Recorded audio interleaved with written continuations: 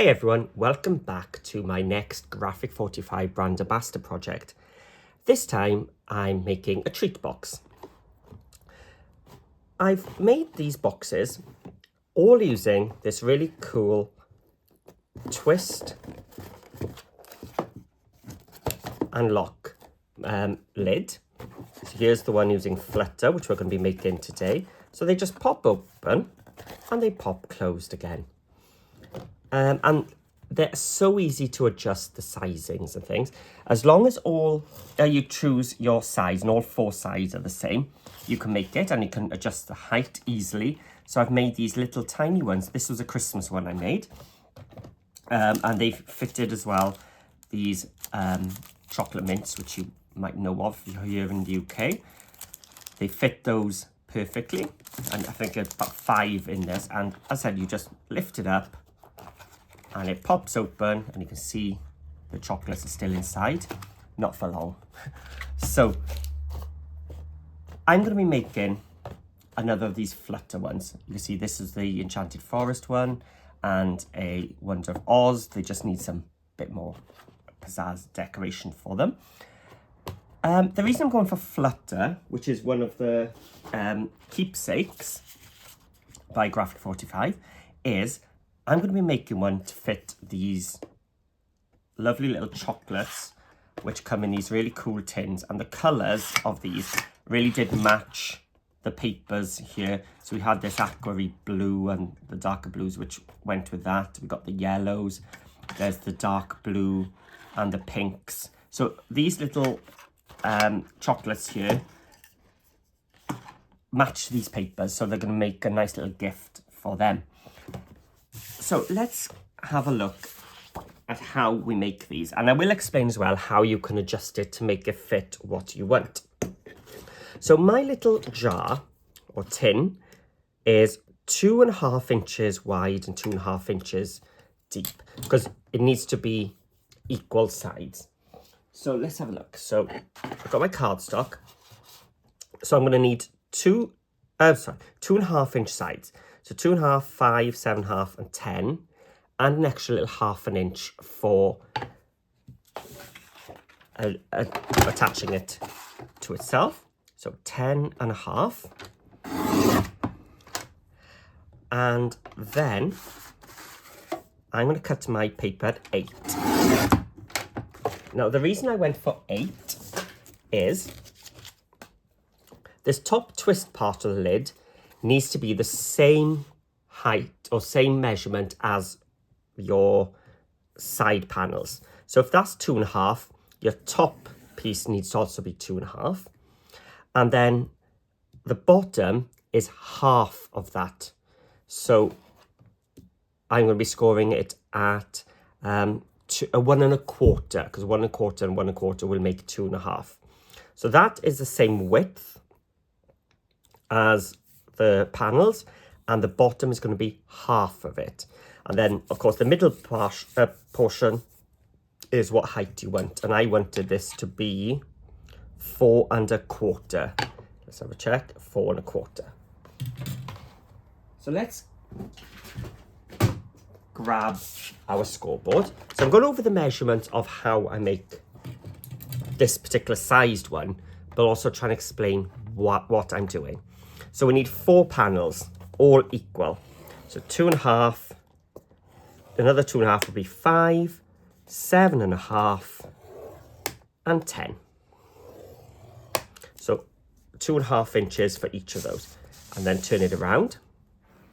So my first score line is going to be 2.5, which is the same measurement as what we've done for the panels. Then turn it around. And your bottom panel is going to be half of what you did there. So half of 2.5 will be 1.25. I hope that made some sense to you. So the top, the same, and the bottom, half. So I could have just done 2.5 and 6.75. So now we've got our panels, and I'm just bringing in a little bit of a firm mat here So you can see I've got 4 equal squares along the top, each 2.5 by 2.5. And what I'm going to do is bring a ruler and I'm going to score diagonally from the bottom right to the top left. And do that on each one. So find the cross and go up.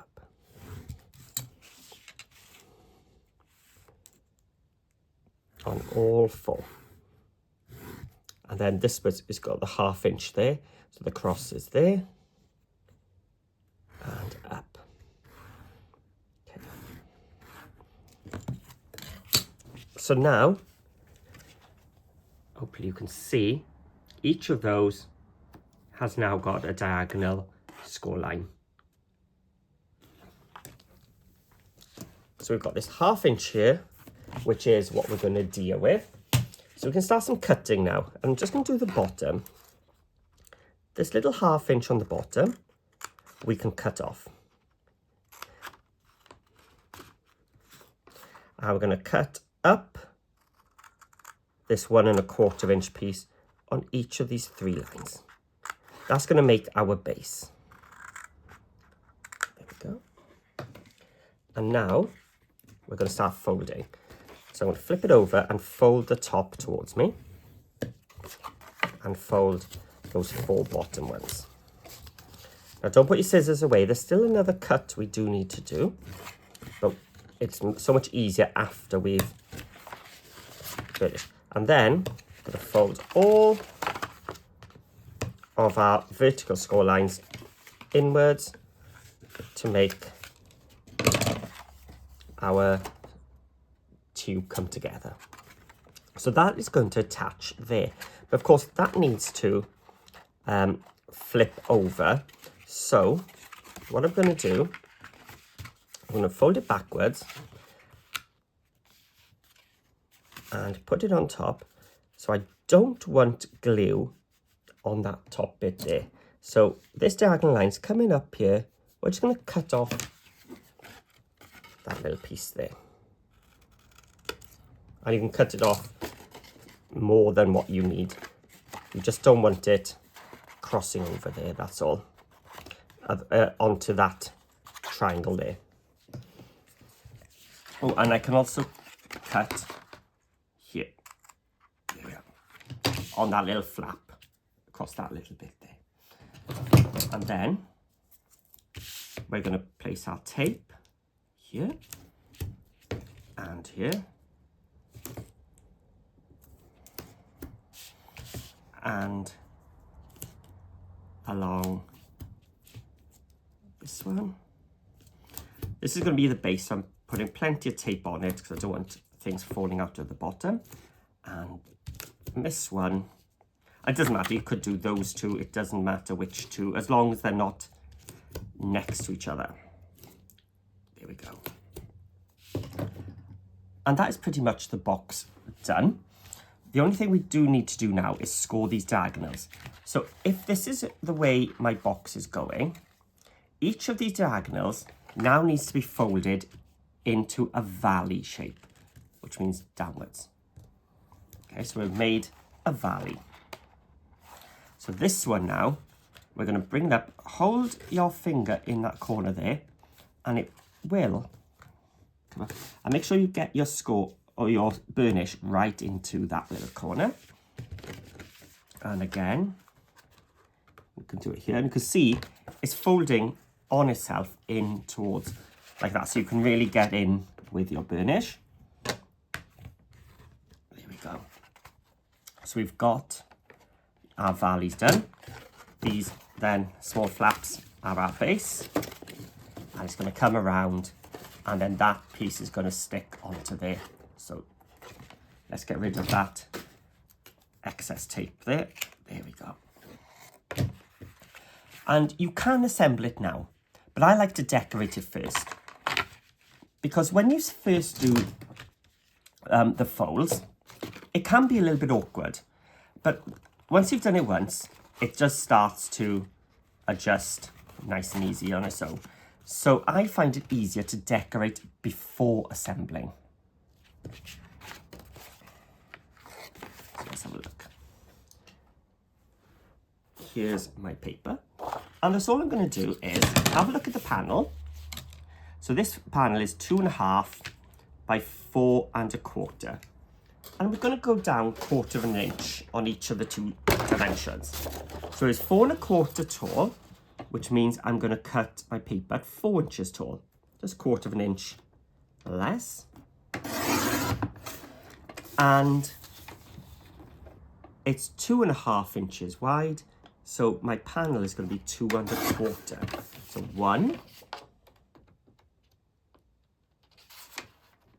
2.25 is there, 2.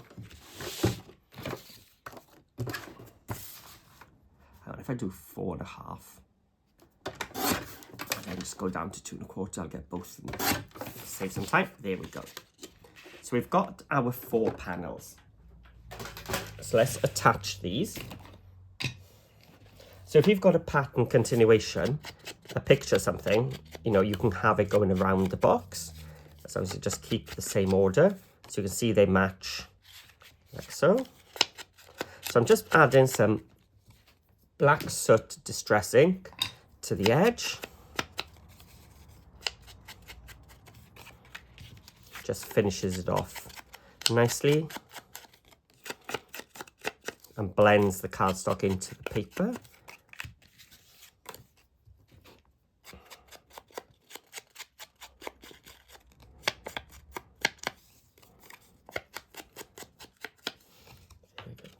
And let's just glue them on.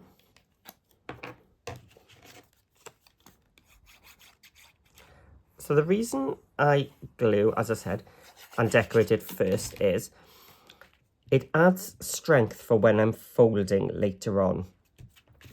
And it just gives it a little bit more structure for the folding and for bringing it in on itself.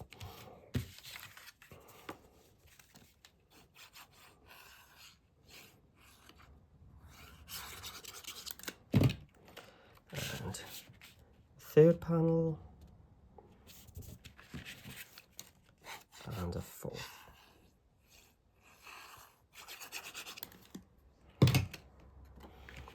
So we've decorated those 4 rectangles, and now we're going to do the same with these triangles.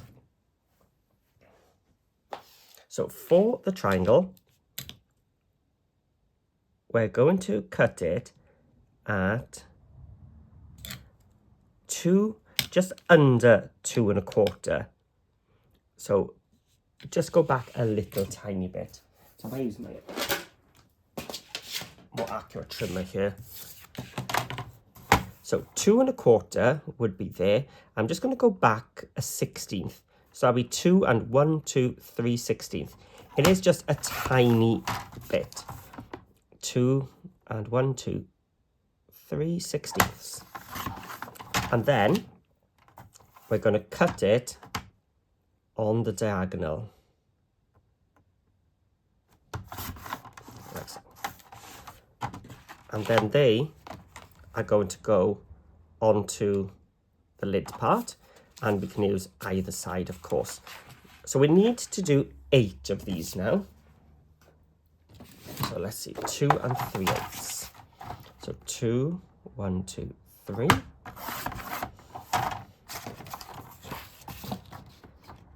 Two and sorry, not 3/8, 3/16. 2 and 1, 2, 3/16. 2 and 3/16. 2 and 1, 2, 3/16. And 2 and 3/16. So let's get these cut diagonally. So just placing the 2 opposing corners into my trimmer. Now this is a non-directional paper, so I'm not worried too much about which way I'm putting it in. because the butterflies are going in all directions. Makes it a little bit easier for me. But if you are using directional paper, make sure you're just thinking about which way in you're putting your papers. So we've got 2 more here. We have to cut them both at the same time. So these are now for the inside. You can do just 4 if you want, which is what I've done on these boxes. So you've just got 1 here, because that's all you see. But you can cover all 4 if you want, which I'll explain when we get to the back. So again, just some distress ink.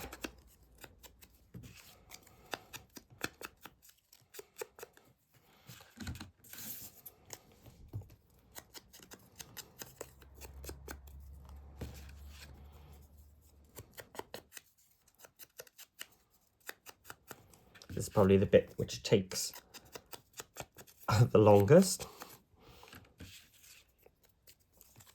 Put them maybe off. There we go. Oh, I've already done that one. Okay.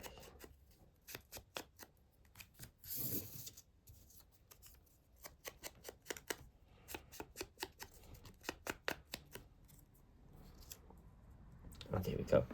So now we're just going to glue them on. Making sure you get into those delicate corners there. So I'm just placing it, and I'm taking it a little bit closer to that score line.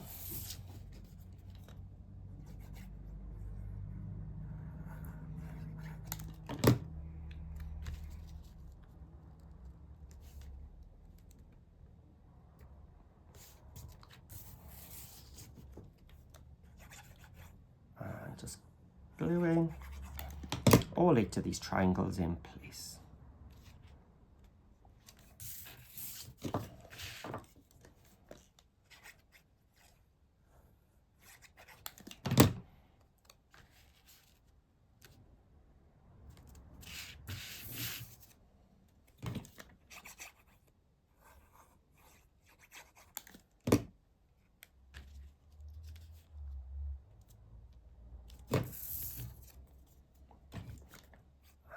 Almost there.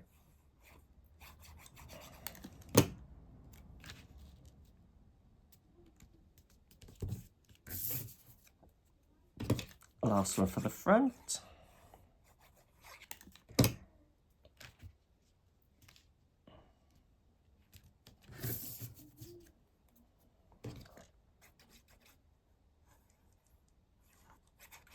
we go.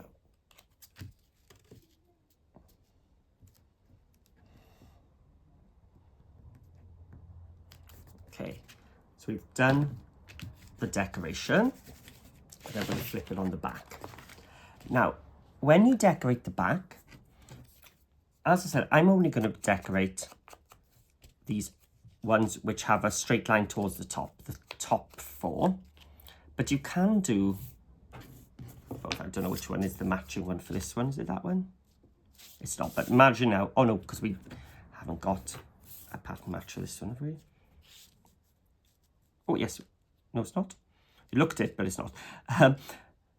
If you are going to cover both, what you need to bear in mind is this tab is going to attach onto this one. So I wouldn't glue this one on at this stage.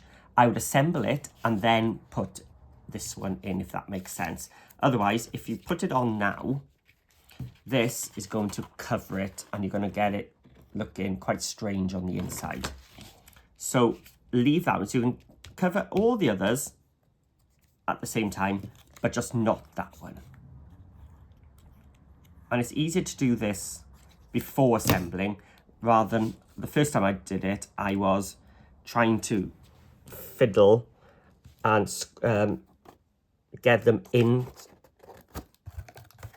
here, and it was a bit fiddly. At least that way you'd only have to do it once rather than every single one. So definitely decorate the inside before, although decorating the inside and out before assembling, that will help you later on, which you'll see.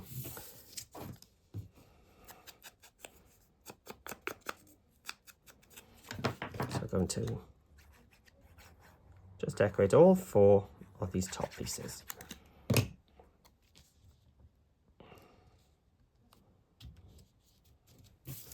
And one more.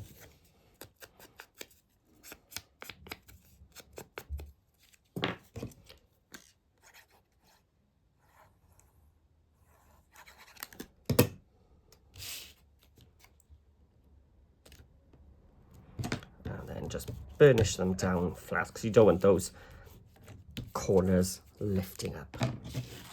So we've decorated the 4 pieces there. Let's put some glue on, the lid on the glue, and the outside is there.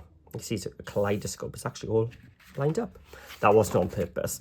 So flip it on to the back side, bring in the piece with the 1/2-inch flaps, and we're just going to bring it over. So we're now adhered our box together. This is the base now, so we're going to bring these 2 in, the ones with the tape.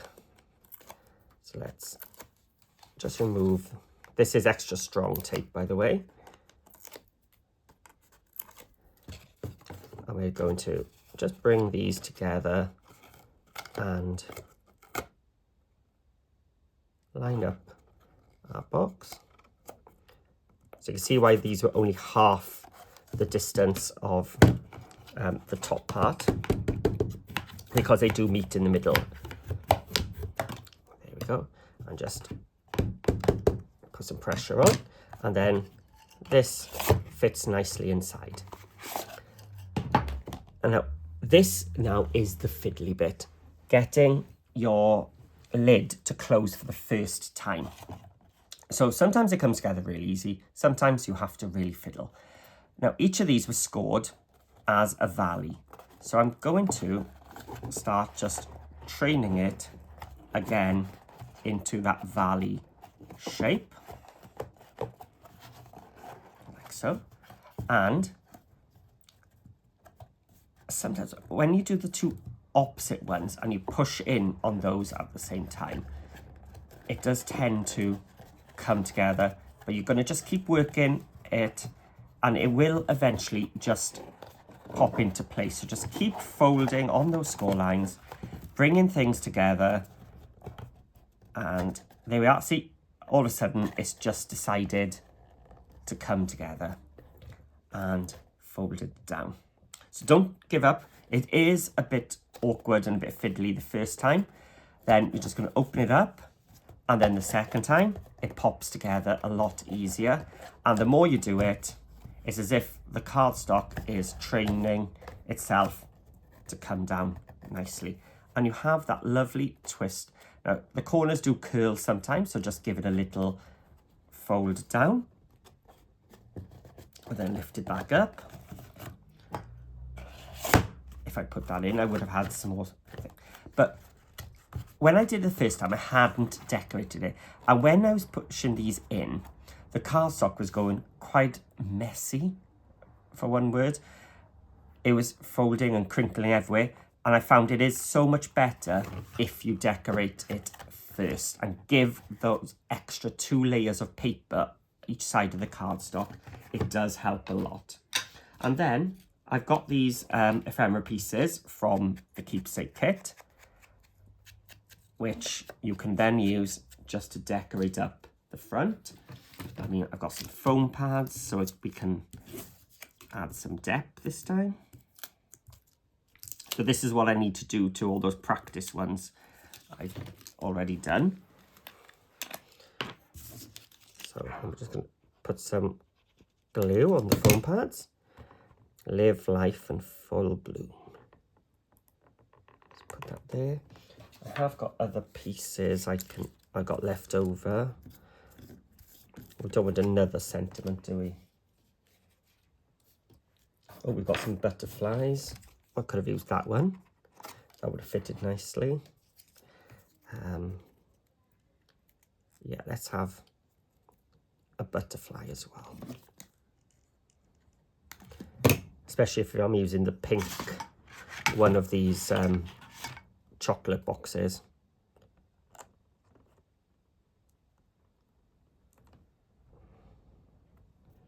So there we go. And is there a smaller one?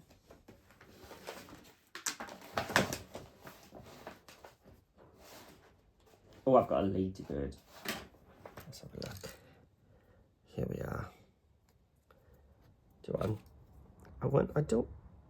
going to have it non-flying, so I'm just going to cut off its wings. I know it seems sacrilegious, doesn't it? There we go. So it's crawling rather than flying with me. There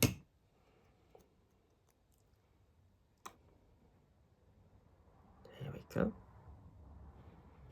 And some glossy accents or some glitters will really make that, I was going to say make it pop, but it's actually a twist and pop box, isn't it? So that is my twist top box made using the Flutter Keepsake. But as I said, it would work for any of the collections, your Wonder of Oz, Enchanted Forest, and I said I did do the Christmas one, which I put down here, and this is using just the patterns and solids piece, so they're really useful for doing these boxes because you can alternate and swap over the pieces. That's again using the patterns and solidy type papers. And there we go. So hopefully you enjoy this project and you're going to have a little go at one, and have a go as well with the different sizes as well. Just make sure that that first score you do on the horizontal piece is the same measurement as each of your panels, and the bottom piece is half. That's all you need to know, because you do need those perfect squares for the diagonals. That's all you need. So please, please, please give it a thumbs up and comment below, and yeah, I can't wait to hear what you think of it and seeing your versions. So thanks for popping in, and I'll see you all again soon.